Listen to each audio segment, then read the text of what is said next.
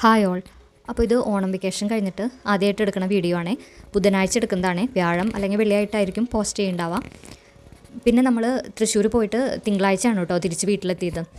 ഓണത്തിന് വെക്കേഷന് പോയതാണ്. 10 ദിവസമൊക്കെ കഴിഞ്ഞിട്ട് തിങ്കളാഴ്ച എത്തിയിട്ടുള്ളൂ. നമ്മൾ സാധാരണ ഒരു പഠിക്കുന്ന സർക്കംസ്റ്റാൻസിൽ നിന്ന് ഒന്ന് മാറിക്കഴിഞ്ഞ് കഴിഞ്ഞാൽ വീണ്ടും അതേ ഒരു ഫ്ലോയിലേക്ക് എത്താനായിട്ട് കുറച്ച് ബുദ്ധിമുട്ടാണല്ലേ. എല്ലാവരുടെ കാര്യമല്ല ഞാൻ ഉദ്ദേശിച്ചത്, എനിക്കങ്ങനെ തോന്നാറുണ്ട് കേട്ടോ.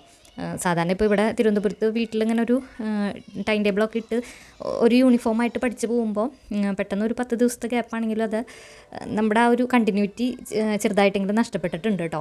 ഇപ്പോൾ ആ മുന്നത്തെ ആ ഒരു ഫ്ലോയിലേക്ക് എത്തി വരണേ ഉള്ളൂ. പിന്നെ ഇപ്പോൾ മെയിനായിട്ട് ആ കമ്പനി ബോർഡ്, LGS, അതുപോലെ തന്നെ VFA, ബെവ്കോ, LD ആ പരീക്ഷകളൊക്കെ ക്ലിയർ ചെയ്യണം എന്നുള്ള രീതിയിലാണ് പഠിച്ച് മുന്നോട്ട് പോകുന്നത്. പിന്നെ ഞാനിപ്പോൾ PSC ടിപ്സ് ആൻഡ് ട്രിക്സ് എന്ന് പറഞ്ഞിട്ട് ഒരു ചാനലുണ്ടല്ലോ, അതിലത്തെ വീഡിയോസാണ് ഫോളോ ചെയ്തുകൊണ്ടിരിക്കുന്നത് കേട്ടോ. അതിനകത്ത് ആ മാം ഒരു പ്ലേലിസ്റ്റ് ക്രിയേറ്റ് ചെയ്തിട്ട് അതിനകത്തൊരു 30 വീഡിയോ ഒക്കെ ആയിട്ടുണ്ട്. പക്ഷേ എനിക്ക് പെൻഡിങ് ഉണ്ട് കേട്ടോ. ഞാൻ വെക്കേഷനിലൊന്നും അങ്ങനെ കണ്ടിന്യൂസ് ആയിട്ട് കറക്റ്റായിട്ട് കാണുന്നുണ്ടായിരുന്നില്ല. നല്ല ക്ലാസ് തന്നെയാണ് കേട്ടോ. നന്നായി റിലേറ്റഡ് ഫാക്ട്സ് ഒക്കെ പറഞ്ഞിട്ടാണ് ഓരോ ക്വസ്റ്റ്യൻ പേപ്പറും കവർ ചെയ്ത് പോകുന്നത്. അപ്പോൾ ഞാൻ എൻ്റെ കയ്യിലുള്ള റാങ്ക് ഫയലുകളും പിന്നെ കറണ്ട് അഫയേഴ്സൊക്കെ നോക്കുന്നുണ്ട്. അതിൻ്റെ കൂടെ ഈ ചാനലിലത്തെ വീഡിയോസും അത് കാണുന്നുണ്ട് കേട്ടോ. ഇന്നിപ്പോൾ രാവിലെ എണീറ്റിട്ട് ഇപ്പോഴാണ് കേട്ടോ പഠിച്ച് തുടങ്ങിയിട്ടുള്ളത്. ഇപ്പോൾ മൈഥിലിമോളും ദേവക്കുട്ടനൊക്കെ സ്കൂളിൽ പോയി രാവിലെ ഇപ്പോൾ ഒരു 10 മണിയൊക്കെ ആയിട്ടുണ്ട്. ചൊവ്വാഴ്ചയൊന്നും അങ്ങനെ കാര്യമായിട്ട് ഞാനൊരു ക്വസ്റ്റ്യൻ പേപ്പർ ചെയ്തു എന്നല്ലാണ്ട് വേറെ ഒന്നും ഇരുന്ന് പഠിച്ചിരുന്നില്ല. ഇന്നിപ്പോൾ ആദ്യം തന്നെ ഒരു ക്ലാസ് കേൾക്കാമെന്ന് വിചാരിച്ചു. നമുക്ക് പഠിക്കാനൊരു ഫ്ലോ ഇല്ല എന്ന് തോന്നിക്കഴിഞ്ഞാൽ ഞാൻ അധികവും സ്റ്റാർട്ട് ചെയ്യുന്നത് ഒരു നല്ല ക്ലാസ് കേട്ടിട്ടായിരിക്കും.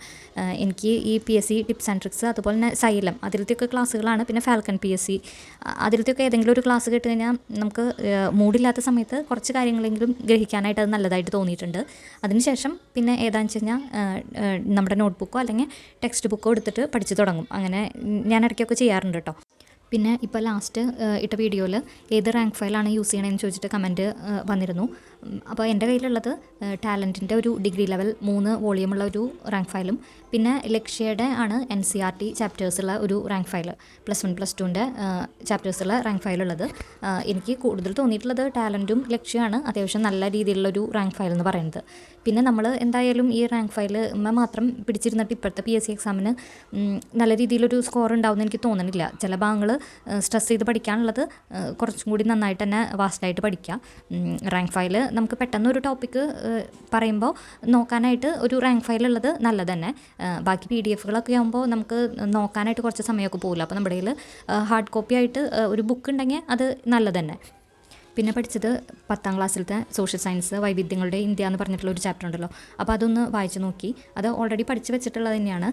ഈ SCERT നമ്മൾ എത്ര പ്രാവശ്യം റിവിഷൻ കൂടുതൽ ചെയ്യുന്നോ അത്രയും നല്ലതാണ് കേട്ടോ. എന്താണെങ്കിൽ എക്സാമിന് സ്റ്റേറ്റ്മെൻറ്റൊക്കെ ഓരോ വരികളും SCERTയിലത്തെ ചില ക്വസ്റ്റ്യൻസൊക്കെ വരുന്നുണ്ട്. അപ്പോൾ SCERT ഫുള്ളായിട്ട് തന്നെ പഠിച്ച് വെക്കുക. ചിലപ്പോൾ അത് ഈസി ക്വസ്റ്റ്യൻ ആയിരിക്കും, ചിലപ്പോൾ കുറച്ചും കൂടിയും സ്റ്റാൻഡേർഡ് ആയിട്ടുള്ള ക്വസ്റ്റ്യൻസും അത് ചോദിച്ച് കാണാറുണ്ട് കേട്ടോ. ഈ ചാപ്റ്ററിലത്തെ ഇപ്പോൾ സിന്ധു നദിയുടെയൊക്കെ ഭാഗത്തു നിന്നൊക്കെ ഈ കഴിഞ്ഞ ASMനും ഒക്കെ ക്വസ്റ്റ്യൻസ് വന്നിരുന്നു കേട്ടോ. നമ്മൾ 1-2 പ്രാവശ്യം പഠിച്ചെങ്കിലും പ്രോപ്പറായിട്ട് റിവിഷൻ ചെയ്തില്ലെങ്കിൽ നമുക്ക് എക്സാം ഹാളിൽ ഇരിക്കുമ്പോൾ എല്ലാ ക്വസ്റ്റ്യൻസും വളരെ പരിചയമുള്ള പോലെ തോന്നും. പക്ഷേ 4 ഓപ്ഷൻസിൽ 2 എണ്ണത്തിനെയൊക്കെയാണ് എലിമിനേറ്റ് ചെയ്ത് കളഞ്ഞ് 2 എണ്ണം ആകെ കൺഫ്യൂഷനായിട്ട് തോന്നും. അങ്ങനത്തെ അവസ്ഥകളൊക്കെ എനിക്ക് ഒരുപാട് ഉണ്ടായിട്ടുണ്ട് കേട്ടോ. എനിക്ക് തോന്നിയിട്ടുള്ളത് ഒരു 60 മാർക്കിൽ നിന്ന് മുകളിലേക്ക് കടക്കാത്തതിൻ്റെ ഒരു കാരണം റിവിഷൻ്റെ കുറവായിട്ടാണ് എനിക്ക് മനസ്സിലായിട്ടുള്ളത്.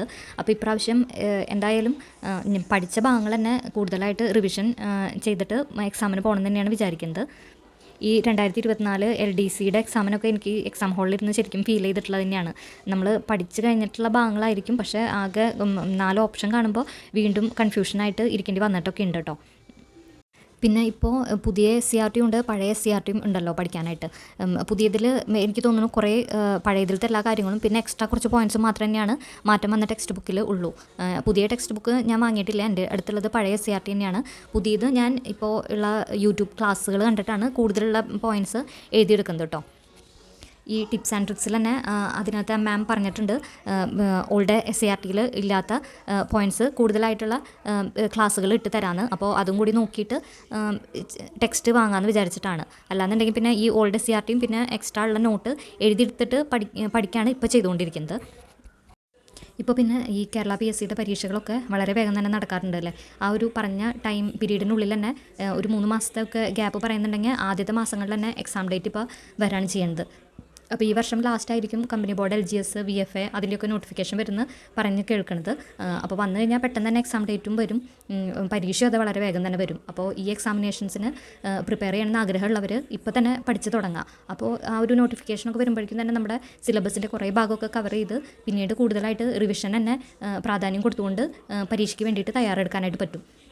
എനിക്ക് പിന്നെ പകലത്തെ ആ ഒരു സമയം കഴിഞ്ഞാൽ മൈദ്രമോളും ദേവക്കുട്ടനും സ്കൂൾ വിട്ട് വന്ന് പിന്നെ അവരുടെ കാര്യങ്ങളൊക്കെ ഒന്ന് സെറ്റ് ചെയ്തിട്ടായിരിക്കും പിന്നീടുള്ള പഠനത്തിലേക്ക് കടക്കണ്ടാവുക. ഇപ്പോൾ പിന്നെ സ്കൂൾ ജസ്റ്റ് തുറന്നതിൻ്റെ പേരിൽ അധികമൊന്നും പഠിക്കാനായിട്ടില്ല, ഹോംവർക്കും ഒക്കെ വളരെ കുറവാണ്. അതുകൊണ്ട് തന്നെ ഇന്നിപ്പോൾ സന്ധ്യ നേരത്തൊക്കെ കുറച്ച് നേരം ഇരുന്ന് പഠിക്കാനായിട്ട് പറ്റിയിരുന്നു കേട്ടോ. ഇപ്പോൾ ഞാൻ നോക്കുന്നത് കമ്പ്യൂട്ടർ +2 NCERT എൻ്റെ കയ്യിലൊരു ബുക്ക് ഉണ്ടെന്ന് പറഞ്ഞല്ലോ, അതിലത്തെയാണ് കമ്പ്യൂട്ടർ നോക്കിക്കൊണ്ടിരിക്കുന്നത്.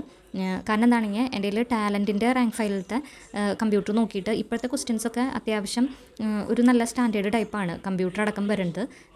അപ്പോൾ ഈ NCERTയുടെ ടെക്സ്റ്റ് ബുക്കിൽ അത്യാവശ്യം നല്ല രീതിയിൽ തന്നെ കമ്പ്യൂട്ടർ എക്സ്പ്ലെയിൻ ചെയ്ത് കൊടുത്തിട്ടുണ്ട്. പക്ഷേ ഞാൻ LDCക്കൊന്നും വേണ്ടിയിട്ട് ഈ രീതിയിൽ കമ്പ്യൂട്ടർ നോക്കിയിരുന്നില്ല കേട്ടോ. ഇപ്പോൾ ASMനാണ് കുറച്ച് ഈ NCERTയുടെ ബുക്കിലത്തെ കമ്പ്യൂട്ടർ പഠിച്ചിട്ടുണ്ടായിരുന്നത്. അത് തന്നെയാണ് അപ്പോൾ വീണ്ടും ഒന്നും കൂടി വായിച്ച് നോക്കുന്നത് കേട്ടോ. പിന്നെ ഇംഗ്ലീഷും മലയാളമാണ് ഇപ്പോൾ ശരിക്കും ഒരു ചെറിയ ബ്രേക്ക് വന്നിട്ടുള്ളത്. ഞാൻ ആ വെക്കേഷന് പോണായിട്ടുള്ള മുന്നേ തന്നെയാണ് കറക്റ്റായിട്ട് അത് നോക്കിയിരുന്നത്. ഇപ്പോൾ വീട്ടിൽ പോയപ്പോഴും അത് ക്വസ്റ്റ്യൻ പേപ്പർ ചെയ്യുമ്പോൾ അതിലത്തെ ഇംഗ്ലീഷ് മലയാളം ഒന്നും നോക്കിയെന്നല്ലാണ്ട് വേറെ പുതിയ ക്ലാസ്സുകൾ കേൾക്കുകയും വേറെ ഒന്നും വായിച്ച് നോക്കിയൊന്നും ചെയ്തിട്ടില്ല. അതിലൊരു ശരിക്കും ഒരു 1.5 ആഴ്ചത്തെ ഒരു ഗ്യാപ്പ് വന്നു കേട്ടോ ഇംഗ്ലീഷും മലയാളം നോക്കാണ്ട്. അതുപോലെ തന്നെ മാത്സ് ഈ ജെറിൻ സാറിൻ്റെ വീഡിയോസ് 2-3 എണ്ണം കണ്ടിരുന്നു, അല്ലാണ്ട് മാത്സും അത് ശരിക്കും നോക്കിയിട്ടില്ല. ഞാൻ നാട്ടിൽ പോയപ്പോൾ ഇപ്പോൾ ASM തൊട്ട് പഠിക്കാൻ വേണ്ടിയിട്ട് ഞാൻ എഴുതിയുണ്ടാക്കിയ നോട്ട് ബുക്കുകളാണ് കൂടുതലായിട്ട് കൊണ്ടുപോയിരുന്നത്. അതാണ് വീട്ടിൽ പോയിട്ട് റിവിഷൻ ചെയ്യുന്നുണ്ടായിരുന്നത്. റാങ്ക് ഫയലുകൾ എടുത്തിട്ടുണ്ടായിരുന്നില്ല. പിന്നെ SCERTയുടെ എൻ്റെ ഉള്ള 2 ലക്ഷ്യയുടെ ചെറിയ ടെക്സ്റ്റ് ബുക്ക് എടുത്തിരുന്നു. റാങ്ക് ഫയലൊന്നും തന്നെ കൊണ്ടുപോയിരുന്നില്ല. പിന്നെ നാട്ടിൽ പോയി ഓണമൊക്കെ ആഘോഷിക്കുന്നതിൻ്റെ ഇടയിലാണെങ്കിലും ഇത് നമുക്ക് PSC പഠിക്കുന്ന ഒരു ഉദ്യോഗാർത്ഥിനെ സംബന്ധിച്ച് ആ ഒരു ജോലി ആവണ വരെയും ഏതൊക്കെ പ്രോഗ്രാമിന് ഏത് ഫംഗ്ഷന് പങ്കെടുത്തു കഴിഞ്ഞാലും നമ്മുടെ ഉള്ളിലൊരു ടെൻഷൻ ഉണ്ടായിരിക്കുമല്ലോ. ഇത്രയും നാളായിട്ട് നോക്കിയിട്ട് ജോലിയിലേക്ക് എത്താൻ പെടാത്തതിൻ്റെ ഒരു ടെൻഷൻ എപ്പോഴും ഉള്ളിൽ നിൽക്കും. അത് വേറെ എന്തൊക്കെ ആക്ടിവിറ്റീസ് ചെയ്യുമ്പോഴും അത് അതുപോലെ തന്നെ എനിക്ക് ഫീൽ ചെയ്തിട്ടുണ്ട് കേട്ടോ. എന്നെപ്പോലെ തന്നെ അത് പലർക്കും ഫീൽ ചെയ്തിട്ടുള്ള കാര്യങ്ങളൊക്കെ തന്നെ ആയിരിക്കും. അപ്പോൾ അതിന് വേണ്ടിയിട്ട് ഹാർഡ് വർക്ക് ചെയ്ത് മുന്നോട്ട് പോവുക, എങ്കിൽ മാത്രം തന്നെയാണ് നമുക്ക് എല്ലാവർക്കും ആ ഒരു ജോലിയിലേക്ക് എത്തിപ്പെടാനായിട്ട് പറ്റുള്ളൂ. പിന്നെ രാത്രി നോക്കിയത് SCERT തന്നെയാണ് നോക്കിയത്. ക്ലാസ് കേൾക്കുന്നുണ്ടായിരുന്നു, അതിൻ്റെ ഒപ്പം തന്നെയാണ് ഞാൻ ആ ചാപ്റ്റേഴ്സ് നോക്കുന്നുണ്ടായിരുന്നത്. ടിപ്സ് ആൻഡ് ട്രിക്സിൽ ആ മാം SCERTയുടെ ഒക്കെ ഒരു പ്ലേലിസ്റ്റ് പുതിയതായിട്ട് ഇപ്പോൾ ഈ കമ്പനി ബോർഡ് LGS VFA അതിനൊക്കെ വേണ്ടിയിട്ട് ക്രിയേറ്റ് ചെയ്ത് ഇപ്പോൾ ക്ലാസ് സ്റ്റാർട്ട് ചെയ്തിട്ടുണ്ട്. അപ്പോൾ അതിൽ തന്നെയാണ് 3 വീഡിയോസ് ആയിട്ടുള്ളൂ. അപ്പോൾ ഞാൻ ആ പെൻഡിങ്ങുള്ള വീഡിയോസ് എല്ലാം കൂടി ഒരുമിച്ചിരുന്ന് കേൾക്കാണ് ചെയ്തത് കേട്ടോ. ഇന്ന് ഇത്രയും കാര്യങ്ങളൊക്കെ തന്നെയാണ് പഠിച്ചുള്ളൂ. ചിലപ്പോൾ ഈ വീഡിയോ കാണുന്ന ചിലർക്കെങ്കിലും തോന്നും കേട്ടോ, ഇത് വളരെ കുറച്ചാണല്ലോ ഒന്ന് പഠിച്ചിട്ടുള്ളൂ, ഇങ്ങനെ പോയി കഴിഞ്ഞാൽ ജോലിയിലേക്ക് എത്തിപ്പെടാൻ പറ്റുമോ എന്നൊക്കെ ചിലപ്പോൾ തോന്നുമായിരിക്കും. പക്ഷേ എൻ്റെ ആ ഒരു ഓണം വെക്കേഷൻ കഴിഞ്ഞ് വന്നിട്ടുള്ള ഒരു ഫുൾ സ്റ്റഡി മൂഡിലേക്ക് എത്തിയിട്ടില്ല. ഈ ആഴ്ച എന്തായാലും ഈ സാറ്റർഡേ സൺഡേ ഒക്കെ ആകുമ്പോഴേക്കും കുറച്ചും കൂടി കൂടുതൽ മണിക്കൂർ ഇരുന്ന് പഠിച്ച് വെക്കേഷന് പോണേക്കാട്ടിലും മുന്നുള്ള ആ ഒരു ഫ്ലോയിലേക്ക് എത്താനായിട്ട് ശ്രമിക്കണം. അപ്പോൾ ഇത്രയേ ഉള്ളൂ ഇന്നത്തെ വീഡിയോ. നിങ്ങൾക്ക് ഈ വീഡിയോ കണ്ടിട്ട് ഇഷ്ടമായെങ്കിൽ കാര്യങ്ങൾ റിലേറ്റ് ചെയ്യാനായിട്ട് പറ്റിയെന്നുണ്ടെങ്കിൽ ചാനൽ സബ്സ്ക്രൈബ് ചെയ്ത് സപ്പോർട്ട് ചെയ്യുന്നു പ്രതീക്ഷിക്കുന്നു. പിന്നെ നിങ്ങൾക്ക് എന്തെങ്കിലും ഫീഡ്ബാക്സോ കാര്യങ്ങളൊക്കെ ചോദിക്കാനുണ്ടെങ്കിൽ തീർച്ചയായിട്ടും കമൻറ്റ് ചെയ്യണം കേട്ടോ. അപ്പോൾ അടുത്തൊരു വീഡിയോയിലൂടെ കാണാം. അപ്പോൾ എല്ലാവരും നന്നായിരുന്നു പഠിക്കുക. Okay, by.